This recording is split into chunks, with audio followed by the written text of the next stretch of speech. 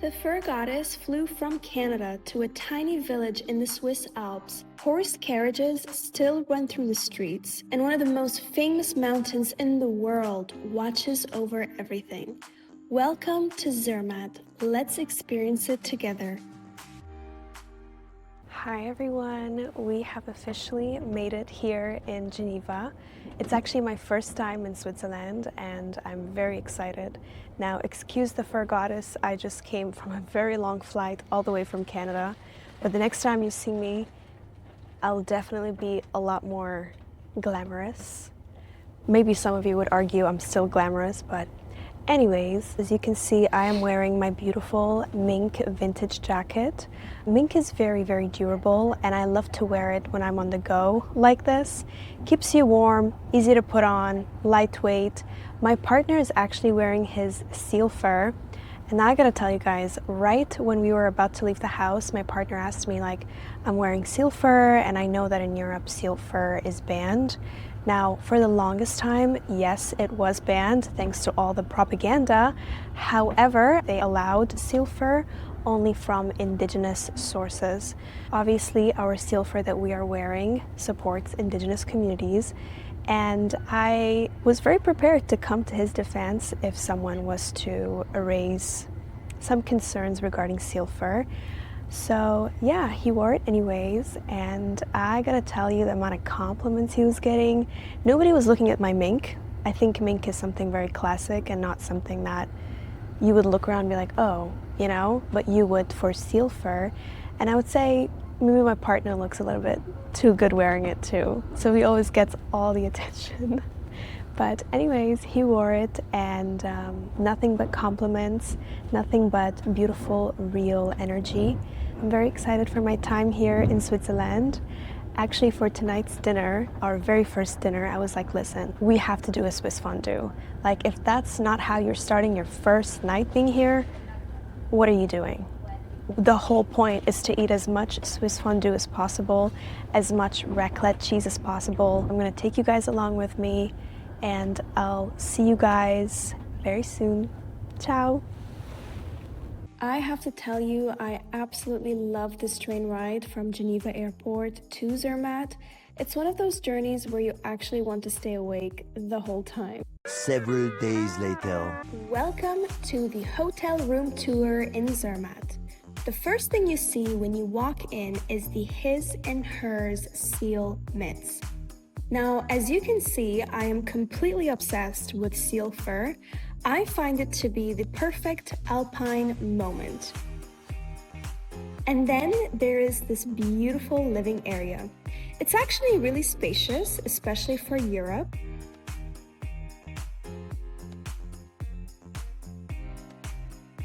But the best part is the view. Right from our hotel room, you can actually see the Matterhorn, which is one of the most famous mountains in the world. It's honestly surreal waking up to this every morning. A fun fact is that Zermatt already sits at about 1,600 meters above sea level. So we're already pretty high up in the Alps before we even start getting on the ski lift. The air up here is thinner and incredibly crisp. And people always say that being at an altitude just makes everything feel calmer and clearer. And honestly, that's exactly how it feels here. The mountains have this way of grounding you. Everything is quiet, peaceful, and it almost feels like time slows down when you're surrounded by views like this.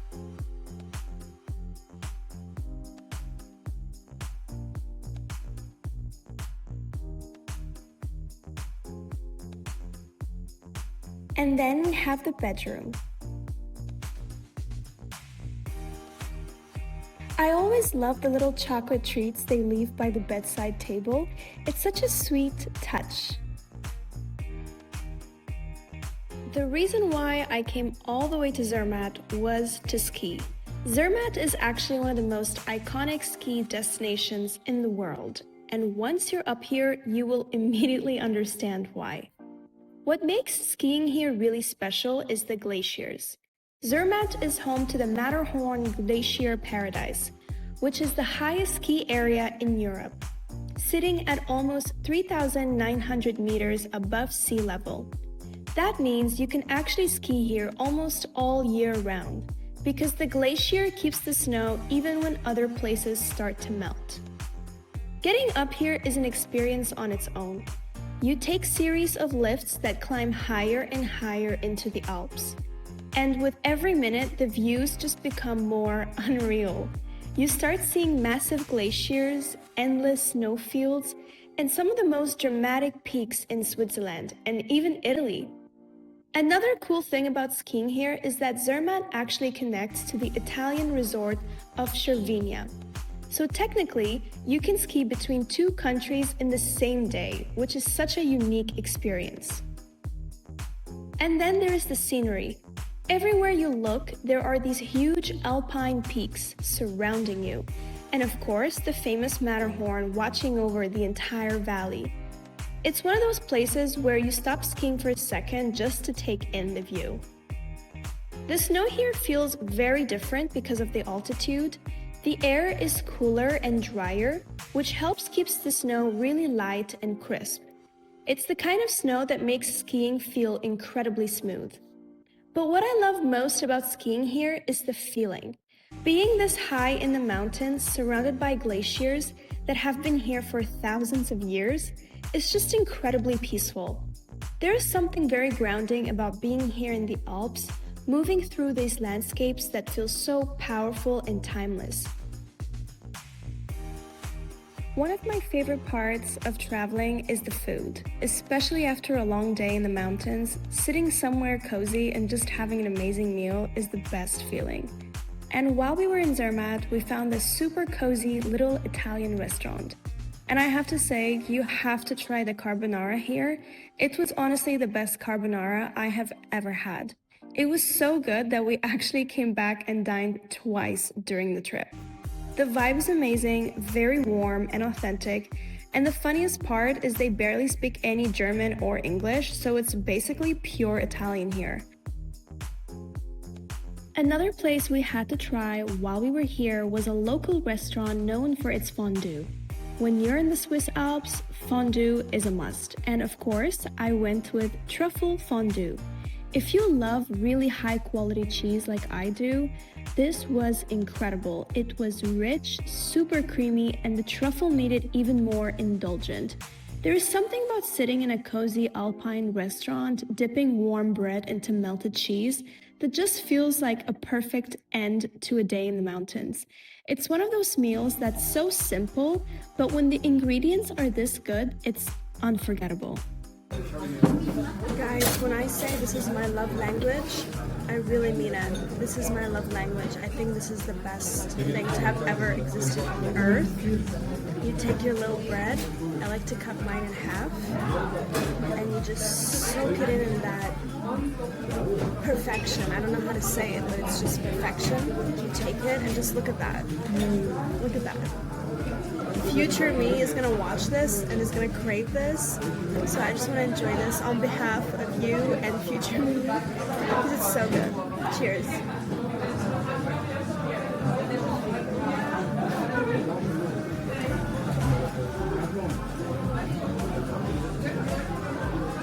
So good, so good. And of course, while we were here, we also had to try another classic alpine ski meal, which is meat cooked right at the table on a heated lava stone. They bring out the stone absolutely piping hot, and then you cook the meat yourself exactly how you like it. Personally, I like my steak medium rare, just a quick sear on the lava stone, a little salt, and it's just perfection. The quality of the meat is amazing, super tender, and really flavorful. It's also such a fun dining experience because everyone cooks their own pieces right at the table. But I'm curious, how do you like your steak cooked? Another restaurant we actually ended up dining at twice was this local Swiss spot. They specialize in flambe meat, which is a fun experience because the dish literally comes out flaming. The ambiance here is amazing, super cozy, and very traditional. It's one of those places where you just feel the warmth of the restaurant the moment you walk in. As the fur goddess, you know that I love to wear my real fur in public. This seal jacket is actually the same jacket I wore skiing earlier in the day, and now I'm wearing it again, just walking through the village. That kind of versatility is what makes a piece really special. As I was walking around the village, I noticed that there was a lot of fur being sold in the shops. As the fur goddess, I can spot a fake almost instantly just by looking at it. And when you actually touch fake fur, it has this very plasticky feel to it. Once you've experienced real fur, it's honestly hard to imagine choosing anything else.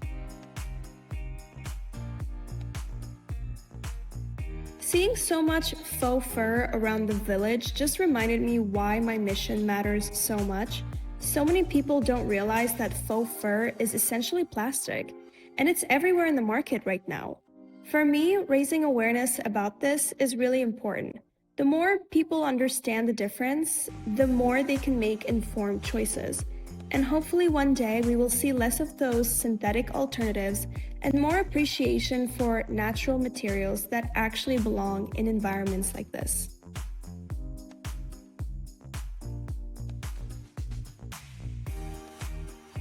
One thing that really surprised me about being in Switzerland is how much I ended up loving the chocolate. I'm actually not a huge chocolate person back in Canada. A lot of it feels really sweet and overly processed, but Swiss chocolate is completely different. There's actually a reason for that. Switzerland is famous for its chocolate because they perfected the process of making it incredibly smooth. A Swiss chocolatier invented something called conching, which is a technique that slowly mixes the chocolate for hours so it becomes really silky and rich. And the Swiss also eat a lot of it. One thing I love about the chocolate shops here is they have these huge slabs on the counter and they literally break it off in front of you depending on how much you want. It feels so traditional and way more fun than just grabbing a packaged chocolate bar. Switzerland is a chocolate paradise for chocolate lovers. They have incredible chocolate craftsmanship and so many different flavors to try. Even for someone like me who normally isn't obsessed with chocolate, being here made me obsessed with chocolates. So besides my seal jacket and my vintage mink coat, I also packed my bobcat cape. I love wearing it for dinners or walking around the village. The way I like to style it is actually very simple. Underneath, I'm just wearing a sweater, a pair of jeans, and my bag tucked under the cape. I love pieces like this because they instantly elevate a really simple outfit. And I forgot something very important. My gloves.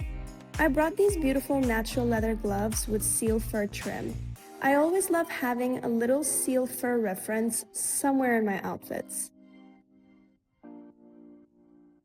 As I'm walking around the village, one thing I notice is that I am probably the only person here actually wearing real natural fur. And honestly, it feels quite empowering. I've said this before, but wearing real fur in public is interesting because it's not the fur itself that makes people react. What people are reacting to is the confidence.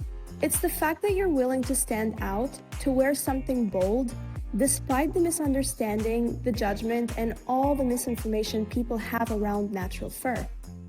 And I think that's what people really challenge. It's not the garment, it's the confidence and the assertiveness that they're seeing. For me, I just wear with a big smile on my face. I think style should feel joyful, it should feel expressive, and sometimes that means being bold. There is a natural human tendency to want to blend in with everyone else, but at the same time, we all secretly want to be distinguished.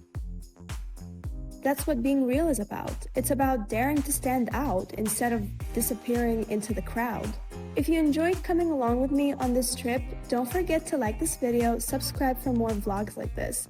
Until then, stay real and I'll see you in my next video. Ciao!